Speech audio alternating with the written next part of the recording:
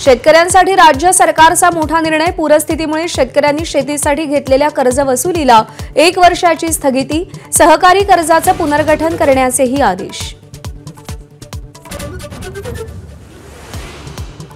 ABP माझाच्या बातमीचा impact. नागपुरातील चांपा ते खापरी रस्त्याच्या कामासाठी 80 कोटींचा निधी मंजूर।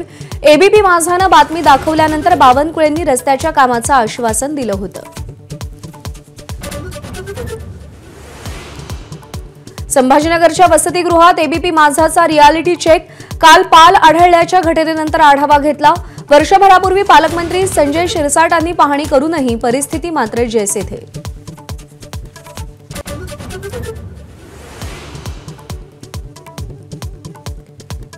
युनेस्कोच्या पॅरिसमधल्या मुख्यालयात डॉक्टर बाबासाहेब आंबेडकरांच्या पुतळ्याचं अनावरण। भारतीयांसाठी संविधान दिनाचा आनंद द्विगुणित करणारा क्षण। मुख्यमंत्री देवेंद्र फडणवीसांचा पुढाकार।